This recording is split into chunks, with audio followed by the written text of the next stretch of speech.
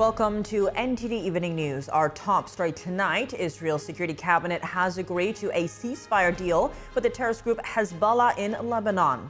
What the Israeli Prime Minister says will happen if Hezbollah violates the deal. Nuclear tensions rising between Russia and the West. Both sides are advising each other not to engage in nuclear activity, with Russia warning of possible consequences. Arian Pazdar has the war update. What President Biden is saying about the Israel-Hezbollah deal and how this will ease tensions in Gaza. Jack Bradley at the White House. As President-elect Trump completes his cabinet picks, part of another looming case is removed from a court's docket. The 11th Circuit today grants a request to dismiss the DOJ's appeal in the Florida classified documents case against Trump. President-elect Trump entering a new phase of his transition back to the White House, what his latest agreement with the current administration means, and why Trump's transition team is declining some federal resources.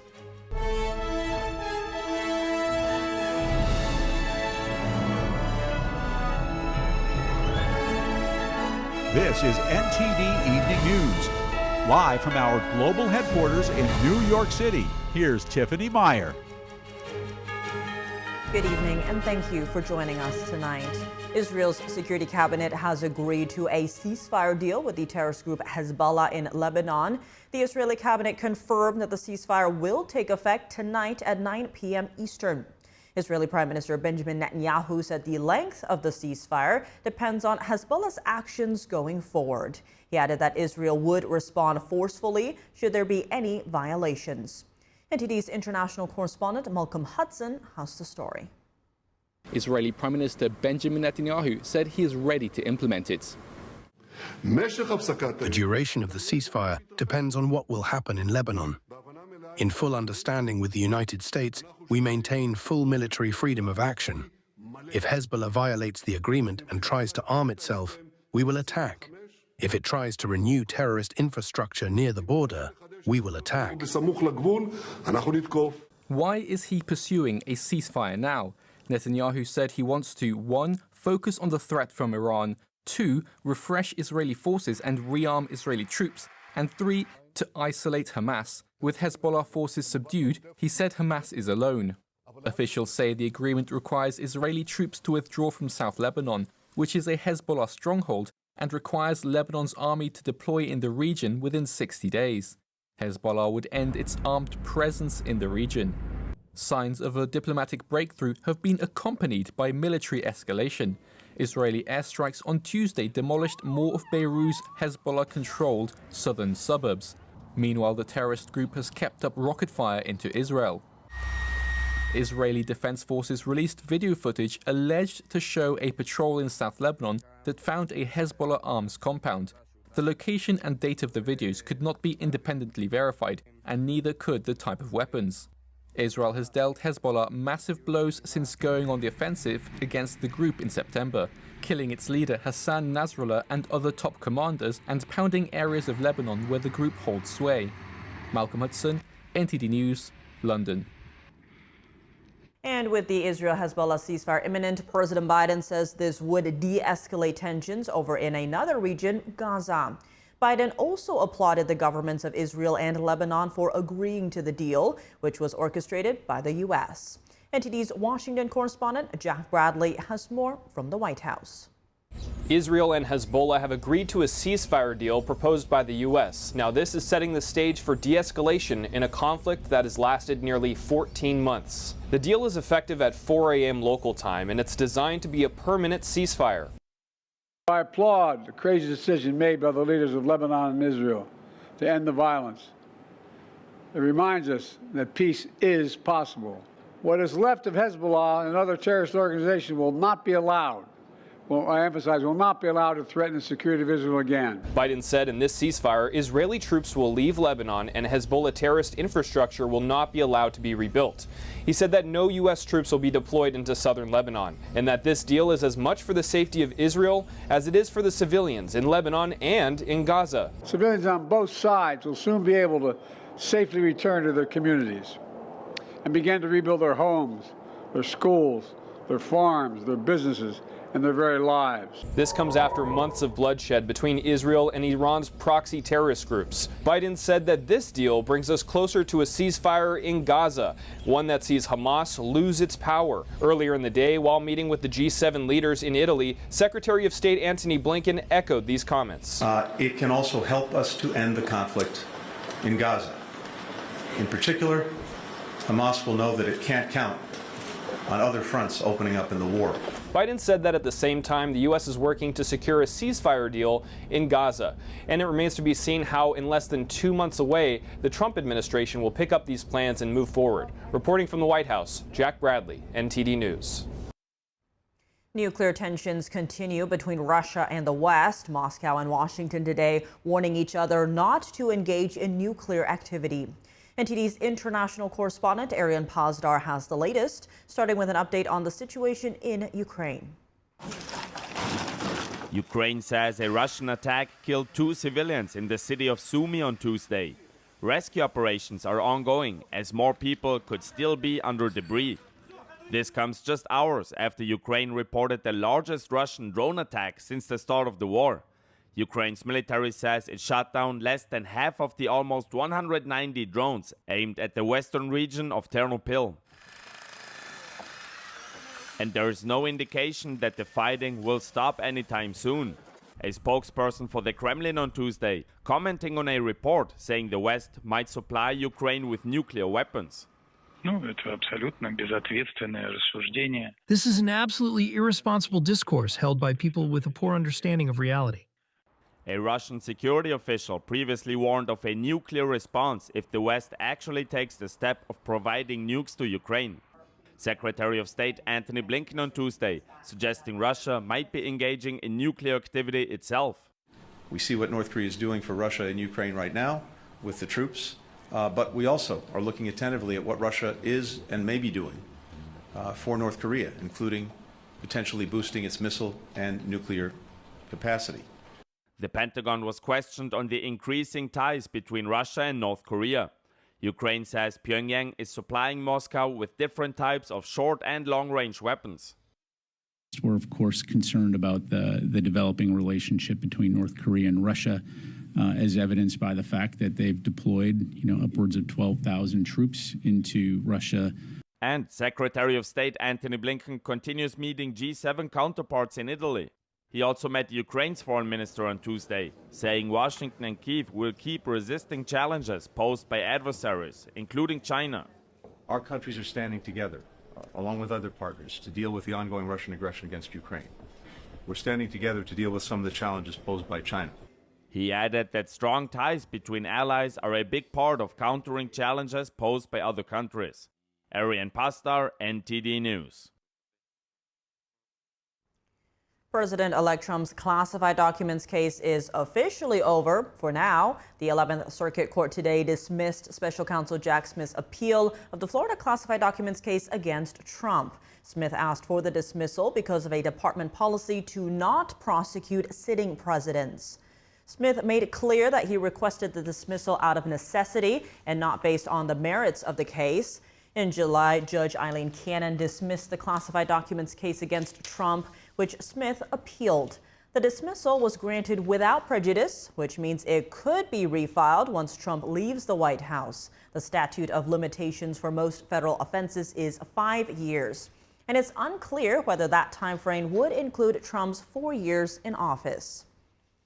President-elect Trump's team today signing an agreement with the Biden White House to formally kick off the transition, but the deal also carries some unique terms. Joining us now live in the studios, NTD's White House correspondent Iris Tao.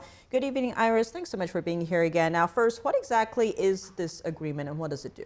Sure, Tiff. So this agreement signed between the Trump transition team and the Biden White House today is formally called a Memorandum of Understanding. And what it does that it effectively allows for the transition team to actually view and access some sensitive information, including classified documents that they would not have been able to access without signing this official document. And it would also allow those so-called landing teams, which are appointed people by Trump, to now physically enter the various office of different government agencies, including, for example, to get briefings and also exchange ideas about what happened in the past and what's coming next. But despite signing this agreement today, which actually took a long time for the Trump team to do so, the Trump team is actually declining to use government funding as well as government buildings and the technology systems provided by them throughout this process, which would have been provided to them if they accepted it. And instead, Trump's incoming chief of staff, Susie Wiles, is saying that it's declining it because they want to save taxpayer dollars as well as to streamline this whole process to ensure that Trump's team is, quote, ready on day one. And Iris, as the handoff process is now officially beginning, what is the latest in the Trump team's transition efforts? Sure, of course, we know that this memorandum was only signed today, but of course, this transition process has been going on actually pretty vigorously. We know that Trump, for example, has been appointing a lot of people, and now he's pretty much done appointing the key cabinet members and high-level agency officials.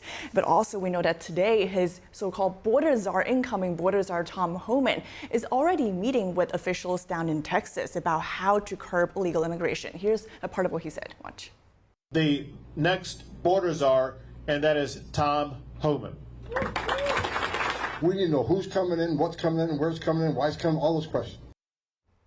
And of course, Trump is also teasing his own policies that he's vowing to implement on day one. For example, last night on Truth Social, he announced that he's going to impose more tariffs on countries like Mexico, Canada, as well as China, and to pretty much retaliate for the incoming flow of illegal immigrants, as well as for fentanyl and drugs flowing into the U.S. And today, we already see world leaders already responding to Trump's call and really seeing how his message is reverberating across the globe. For example, the Mexican leader is of course, she's criticizing what Trump's calling for, saying that tariffs would not solve the fundamental issue, but she's also calling for more dialogue with the Trump team to discuss this issue. And of course, the Canadian leader is also responding to him, saying that he already called Trump after Trump announced it last night, and now he's saying that the two countries should look for more common ground in solving challenges. Watch.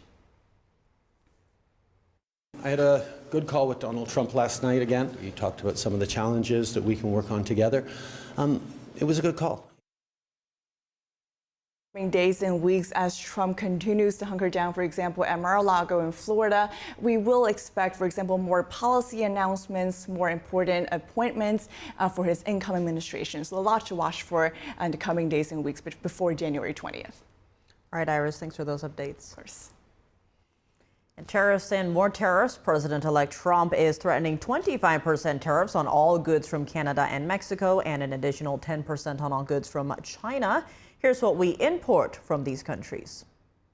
President-elect Trump made a fresh round of tariff threats on Monday. He warned that he could impose a 25% tariff on goods from Mexico and Canada, and an additional 10% tariff on goods from China. These countries are the U.S.'s top three trading partners. Last year, the U.S. imported $475 billion worth of goods from Mexico, $427 billion from China, and $418 billion from Canada. From these countries, America buys agricultural products, lumber, livestock, petroleum products, cars and car parts, computers, electronics, beverages, medical equipment, home appliances, toys, sporting equipment, furniture, plastics, clothes, medical equipment, pharmaceuticals, and chemicals. If the tariffs are implemented, everything could become a lot more expensive. 25%, 50%, 10%, who cares? They're just numbers to Trump, and I think he's throwing smoke in the air. Former National Security Advisor John Bolton says Trump is just making threats, but he believes Trump is serious about waging a real trade war. If it's handled properly, which I think Donald Trump will definitely handle it well,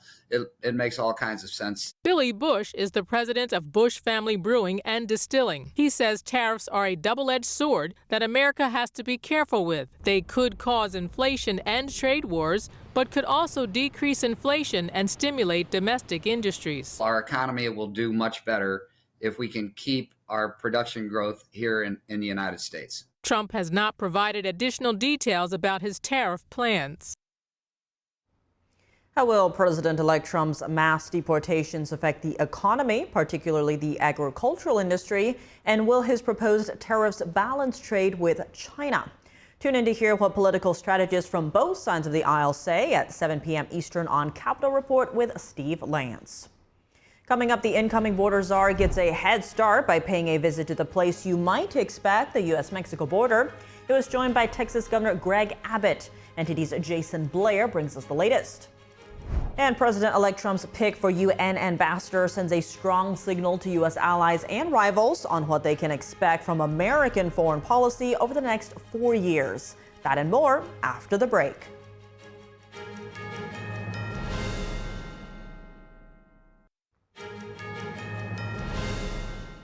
Welcome back. I'm Tiffany Meyer. President-elect Trump's nominee for border czar is not wasting any time. Today, he joined Texas Governor Greg Abbott in a visit to the U.S.-Mexico border.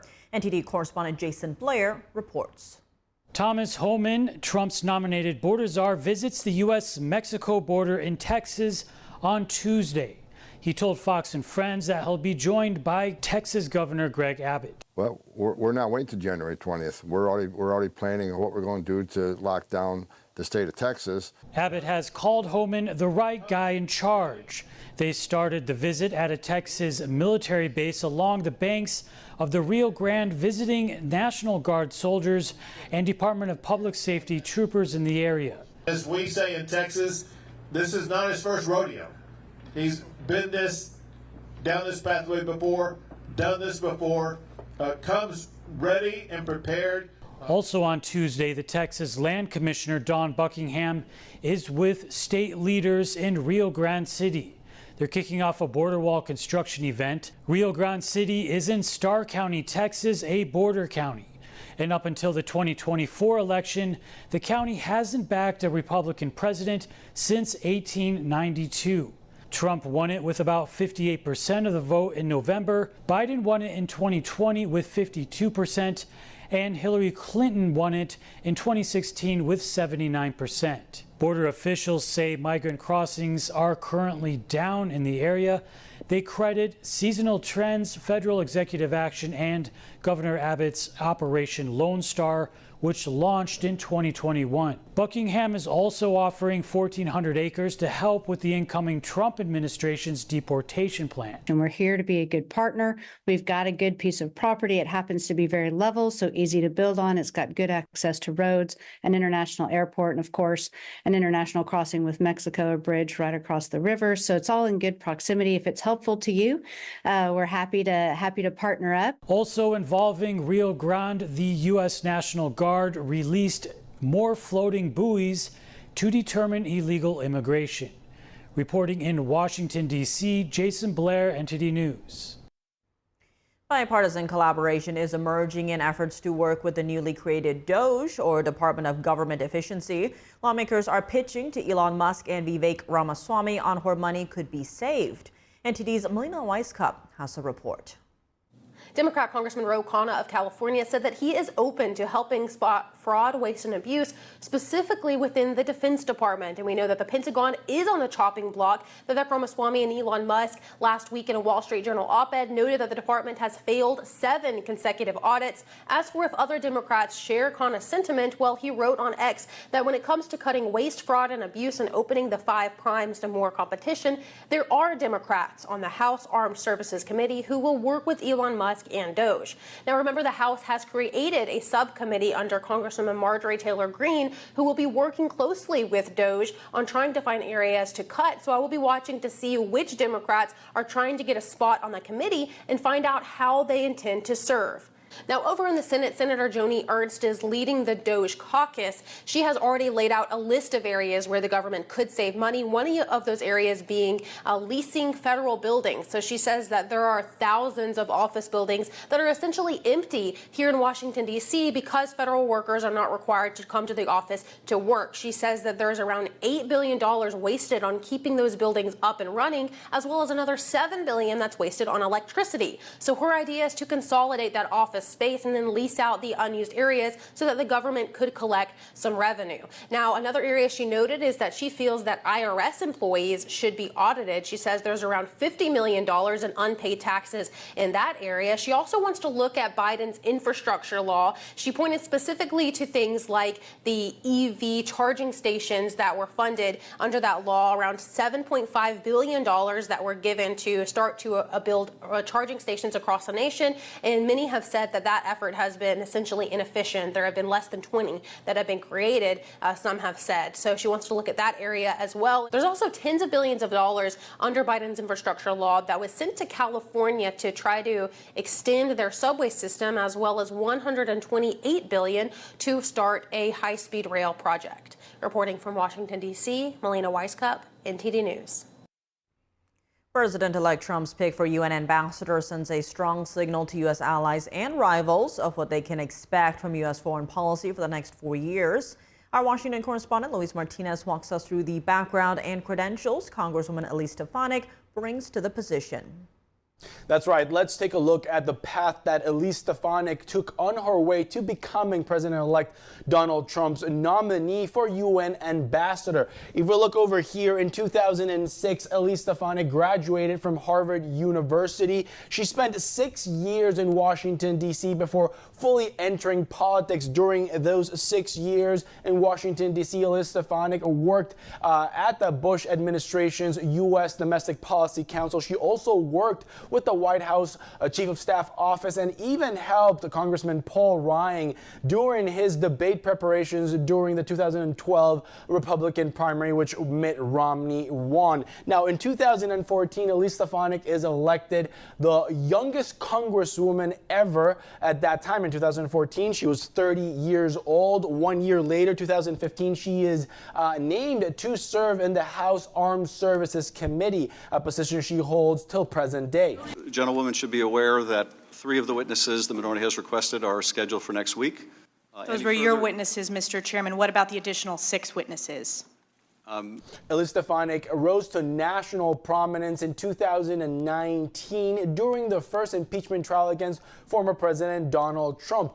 During those trials in Congress, Stefanik rose to national prominence for pushing back against Congressman Adam Schiff, who then went to be the impeachment manager in the Senate for Trump's first impeachment trial. Now, in 2021, after the January 6th Select Subcommittee hearings, Stefanik rose to House Republican Conference chair to that position after Congresswoman Liz Cheney was ousted by the House Republican Conference. And in 2023, Stefanik gained international recognition for denouncing anti-Semitism in U.S. universities. It is a context-dependent decision, Congresswoman. It's a context-dependent decision. That's your testimony today. Calling for the genocide of Jews is depending upon the context.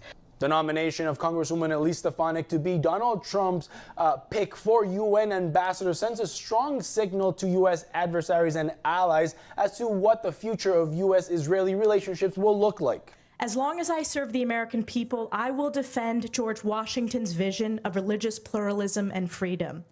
Today, this means crushing anti-Semitism at home and supplying the state of Israel with what it needs, when it needs it, without conditions. Congresswoman Stefanik has also been vocal against the Chinese Communist Party's unfair trade practices and illicit activities in the world stage. The CCP launched the Made in China 2025 initiative, which leveraged aggressive subsidies, direct CCP investment, and unfair trade practices. It is worth mentioning that regarding the Russian war on Ukraine, Congresswoman Stefanik voted against sending additional supplemental aid to Ukraine and has also, since 2022, reneged on her calls of having Ukraine join NATO. What is for sure is that President-elect Donald Trump believes Congresswoman Stefanik is the best choice for bringing America first foreign policy and foreign policy based on peace through strength. Back to you.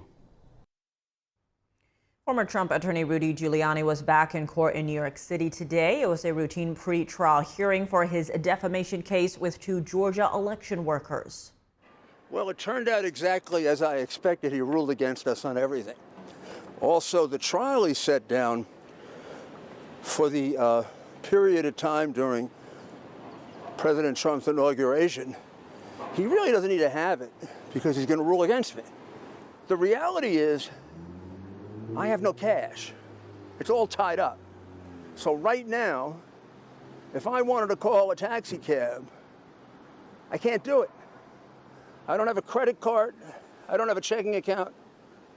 I have no place I can go take cash out except a little bit that I saved, and it's getting down to almost nothing. Giuliani interrupted the court hearing, pleading he could not pay his bills because the two Georgia election workers tied up his assets. Giuliani was found liable in a defamation case brought by election workers Ruby Freeman and her daughter Andrea Moss. He now owes them $148 million over the 2020 election. The interruption came as the judge questioned Giuliani's lawyer about why Giuliani has not yet provided the title to a car he has relinquished. The judge warned Giuliani that he could not speak again in court unless testifying under oath.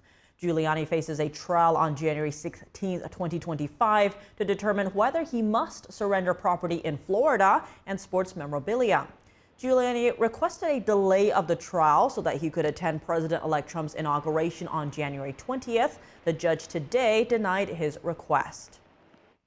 Coming up, Israel and terrorist group Hezbollah agreed to a ceasefire deal. A Middle East affairs analyst and attorney specializing in international law joins us to analyze the deal and speculate how long it will last. And a Thanksgiving travel rush is shaping up to be one of the busiest in years, but weather and worker strikes could bring disruptions. Flight delays and winter storms could make holiday journeys more challenging for millions. More on that when we come back.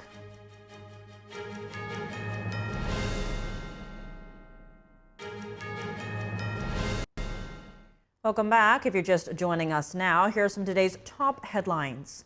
A federal appeals court dismissed President-elect Trump's classified documents case. This is after special counsel Jack Smith said he no longer wanted to pursue the prosecution given Trump's election win. Trump threatened a 25% tariff on all Mexican and Canadian goods if the two neighbors fail to clamp down on fentanyl and illegal immigrants coming through the border. Mexican President Claudia Sheinbaum suggested Mexico would respond with a retaliatory tariff, while Canadian officials pledged to enhance border security. Ukraine reported a Russian drone attack targeting its western region was the largest since the start of the war. Secretary of State Antony Blinken said after the G7 summit that the U.S. is concerned about the growing ties between Russia and North Korea. Israel and the Hezbollah terrorist group agreed to a ceasefire going into effect tonight and lasting 60 days. It aims to pull Israeli troops out of Lebanon and destroy Hezbollah's fortifications near the Israeli border. And joining us now to analyze the ceasefire is Gerard Filitti, Middle East affairs analyst and attorney specializing in international law. Gerard, thank you so much for joining us. Good to see you again. Now, Israel and Lebanon have agreed to the ceasefire deal put forth by the U.S., according to President Biden today. That is set to start at 4 a.m. local time or 9 p.m. Eastern time tonight. First, what is your view of this deal? Is it a fair one? It certainly seems to be a fair one. It is in many ways a return to the status quo, a return to Israelis being able to return to their homes in northern Israel without the threat of Hezbollah rocket attacks, and Hezbollah being precluded from being in the area near the Israeli border between the Litani River and the Israeli border, which is where they were not supposed to be in the first place, subject to a 2006 peace agreement and a UN resolution. So what this deal is essentially is the elimination of Hezbollah military presence on the Israeli border, which alleviates a lot of the pressure that Israel has been facing. And this does come with just a few weeks left in office for President Biden. How big of a deal is this ceasefire for Biden's legacy? I think it's a big deal for Biden's legacy. Biden was looking for many months now, for almost a year, to secure some sort of peace between Israel and the different factions that have been attacking it for over a year. And now Biden can at least claim to have participated, along with France, in bringing about a ceasefire with Lebanon. This is, of course, beneficial in many respects, but it also helps Israel in that it can now focus attention on Iran and more specifically on the war in Gaza, where Hamas continues to hold Israeli and American citizens hostage and shows no sign of giving up. And as you mentioned, the U.S. and France issued a joint statement saying, quote, this will create the conditions to restore lasting calm. Now, Israel's Prime Minister Benjamin Netanyahu is saying the duration of the ceasefire will depend on whether Hezbollah violates the deal. What's your view on how long this ceasefire deal is set to last in Lebanon? I think we may see this ceasefire deal lasting for longer than expected in many ways because Israel has been so effective at decapitating the leadership of Hezbollah. Not just Hassan Nasrallah, but a number of senior Hezbollah commanders and even more intermediate political appointees have been eliminated in recent weeks. So this really leaves a power vacuum for Hezbollah, and it will take it some time to reorganize, if it ever does, into the fighting force that it once was. So I think that we can see a longer period of sustained calm in northern Israel and southern Lebanon, provided, of course, that everyone abides by, and by everyone really it's Hezbollah and the Lebanese government, abides by the terms of the ceasefire.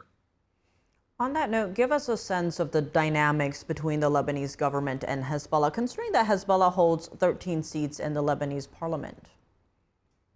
Well, Hezbollah has unfortunately been legitimized as a political actor within Lebanon. It maintains not just political power, but economic power. It runs banks, it runs businesses, it produces social welfare programs for citizens. So it is not entirely a foreign entity. It is something that many people look to for government structure. However, it's also not welcomed by most Lebanese people. Most Lebanese people do see it as a terrorist organization that has been holding them back from advancing a strong economy and positive relations with the rest of the world. So I think this is also more of a weakening of Hezbollah, and it will actually cause them to lose votes and lose support among the people, further marginalizing it.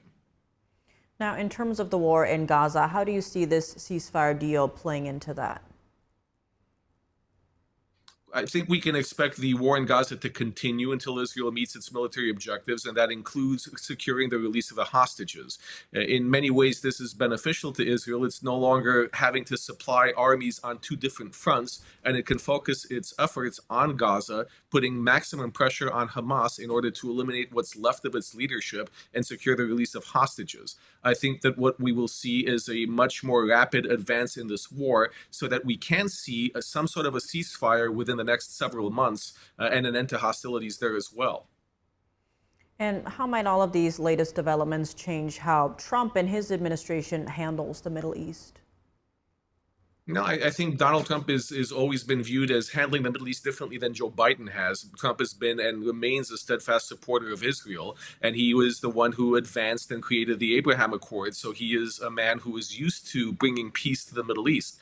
Now, I think this dynamic makes it slightly easier for him to come in, one less war or one less front of a war to worry about, but ultimately Donald Trump's focus will be on Iran, and not just on the proxies of Hamas and the terrorist organizations like the Houthis in Yemen, but Iran itself and the danger it poses not just to the Middle East, but to the entire world. Let's not forget that Iran sent assassins to try to kill Donald Trump. Iran is an enemy of humanity, essentially. So I think Donald Trump is coming into the same picture that he was before the ceasefire, only now at least one front seems to be resolved. Gerard Filitti, Middle East Affairs analyst and attorney specializing in international law. Thank you so much for joining us. Always a pleasure. Thank you.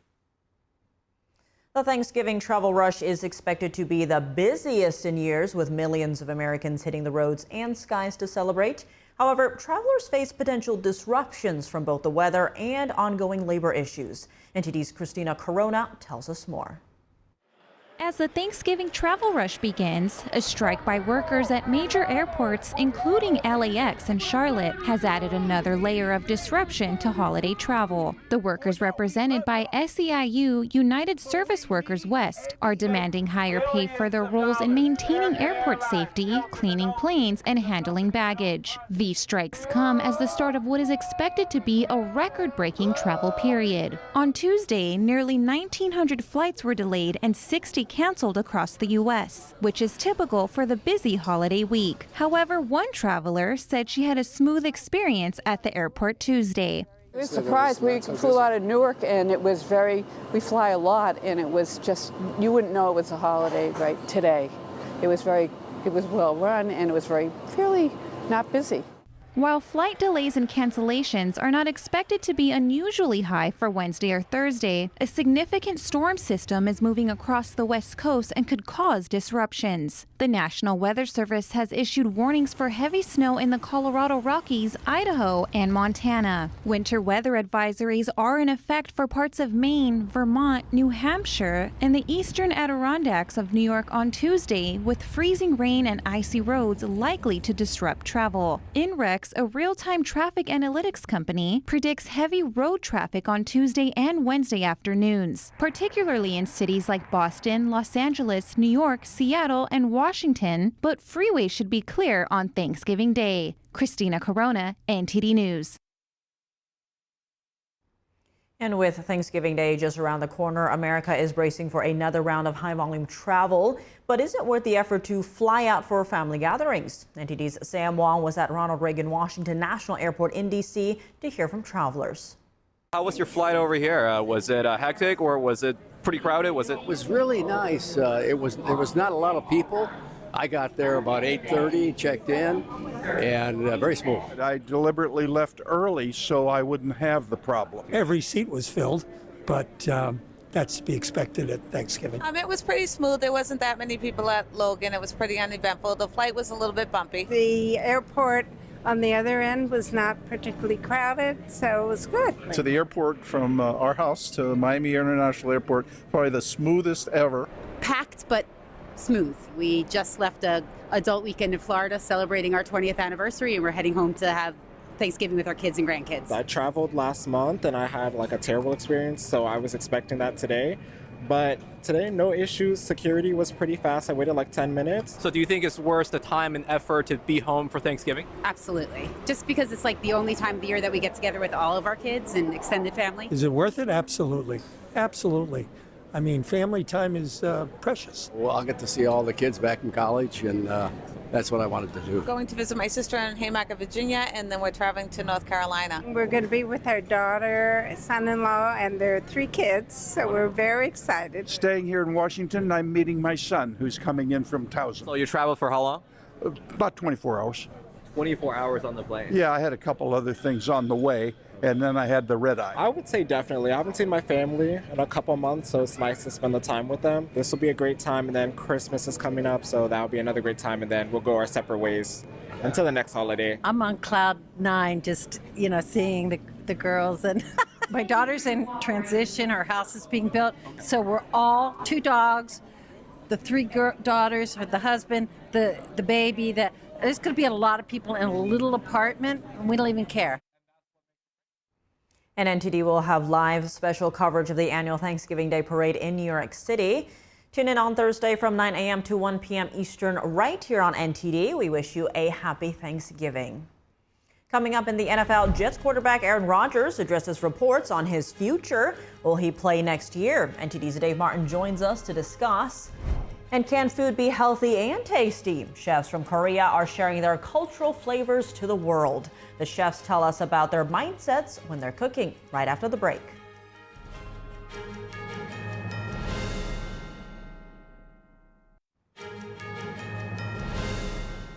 Welcome back. I'm Tiffany Meyer now for your sports news. We're joined by NTD's Dave Martin. Dave, a lot going on today, but let's start in the NFL as New York Jets quarterback Aaron Rodgers weighed in on his future today, saying he hadn't decided on playing next year, but that New York would be his first option. Why had this become such a big issue? I think there have been plenty of speculation that the way this season was going, which isn't going well, Rodgers might not be back next year. I mean, he's going to turn 41 next month, which is old for an NFL player. He was already contemplating retirement 2 years ago. To say this year had been a disappointment would be quite an understatement. The Jets are 3-8. The team has already fired their head coach. They then fired their general manager as well last week. They tried trading for all-pro receiver Devontae Adams a couple weeks ago. I mean, they got him in. They have so much talent. It's hard to see how they're struggling, but they are. Now, from an outsider's perspective, I don't know why they're struggling, because on both sides of the ball, they really have talent. I'm not saying Rodgers is as good as he was like 5 years ago when he won back-to-back MVP awards, but he's putting up better numbers than the Jets quarterbacks did last year, and they went 7-10 last year. This year, they're just 3-8. In any case, I guess we'll see after the season what he decides to do. I think he's certainly going to wait and see who they hire as head coach, who they hire as the general manager, and then go from there. It certainly would be tough to walk away from such a storied career with this kind of season, though. Well, looking at Major League Baseball news, last month Hurricane Milton damaged the Tampa Bay Rays home stadium at Tropicana Field, so much so that they won't be able to play their home games there next season. How has baseball been dealing with this? Yeah, the Rays are going to be playing their home games next year at Steinbrenner Field, which is their rival New York Yankees spring training site. It seats just 11,000 people. That's like less than half of what the capacity of Tropicana Field. but they really don't have much choice here. Now, since Steinbrenner Field isn't a dome like Tropicana is, baseball is actually moving around some series so they'll have a disproportionate more amount of home games early in the season, like in April and May, but not because it's too hot down there. It's because it's too rainy in like June, July, and August. Now, beyond next season, where they play is really anyone's guess. I mean, the damage to Tropicana was that the hurricane really shredded the roof. Not only does it need to be replaced, but the hurricane damaged then the inside as well. There's a whole bunch of water damage once they opened up the roof. Anyway, the cost is around $50 million. No one wants to pay it though because they're scheduled to move into a new stadium in 2028, like a $1.3 billion stadium. That could be on hold down right now. So all we know is they're playing the Steinbrenner Field next year, and who knows from beyond that. I want to stay on baseball briefly because it seems there's a lot in terms of stadiums. Tell us the latest in terms of your Kansas team and their stadium. Oh, the Kansas City Chiefs? Yes. Because, you know, they're trying to, they want to, the Chiefs will go wherever. But we have two different states trying to vie for the Chiefs' services. Of course, the Chiefs have won 3 of the last 5 Super Bowls. So, of course, they're very, very, very popular right now. They've played in Missouri ever since they started as a franchise back in the 1960s. Right now, though, Missouri, the county that they play in, has not been able to come to an agreement with the Chiefs. So now the state of Kansas has jumped in, hoping that they can lure them to their side of the state. It's still being held up right now in, I guess, discussions among the actual state officials, getting a proposal together. But it looks like, I think just them actually getting together is starting to make the state of Missouri think, well, we need to get our act together and get them. So it's almost like the two states are competing now for the Chiefs. It's very interesting what's going on. Does that mean both sides are going to pour money into the stadium? Yes, the taxpayers on one side or the other are going to be paying $1 billion probably soon for a stadium for the Chiefs. All right, well, moving on to golf news now. Tiger Woods announced that he will not play in next year's Hero World Challenge, a tournament that he hosts. Did he give a reason for that? You know, he actually didn't, but he had back surgery back in September, specifically micro decompression surgery.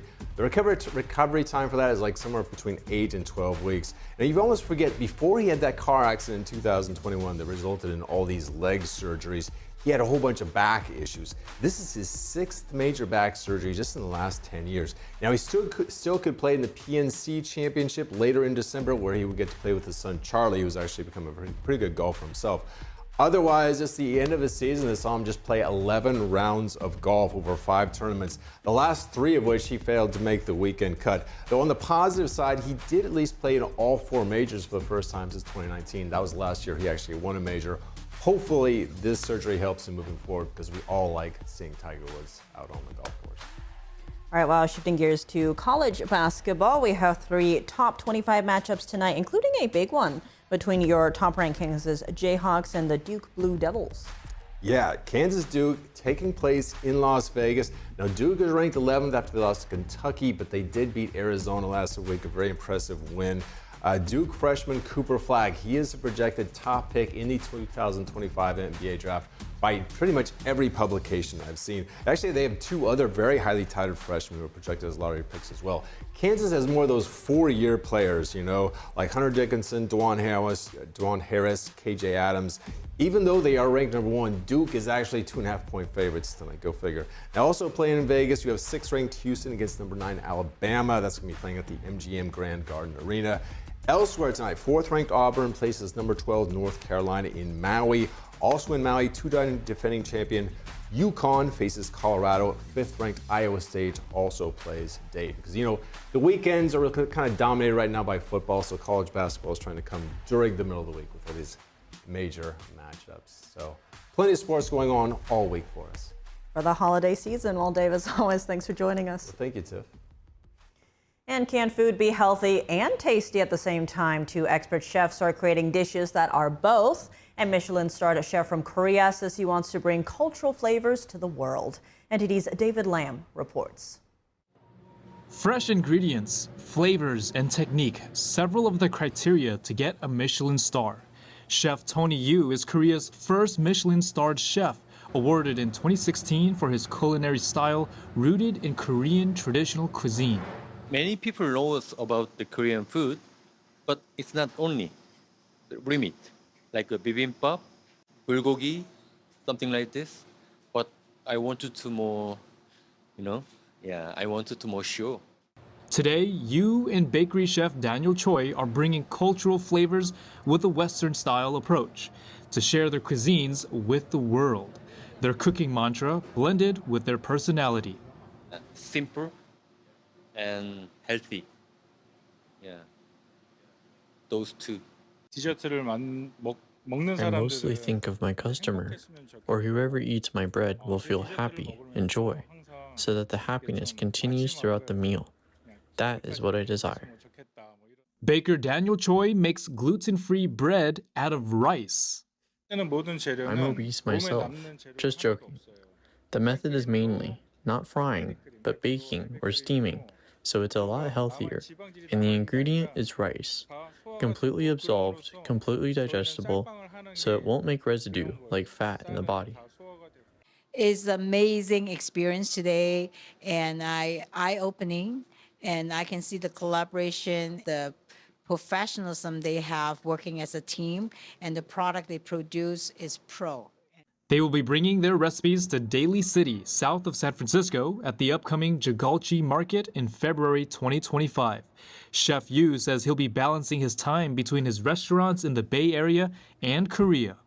In South San Francisco, David Lam, NTD News. And that's all for today's news. For round-the-clock coverage, visit us at ntd.com or download our NTD app. Thanks for tuning in. I'm Tiffany Meyer. Good night.